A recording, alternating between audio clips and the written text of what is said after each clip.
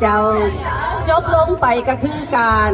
ฟ้อนเนาะคณะเนาะมาในเพลงอวยพรปีใหม่นั่นเองขอขอบใจนำนางสังขารทั้ง7 นาง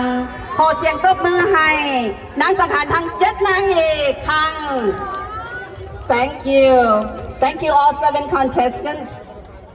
you may have take a break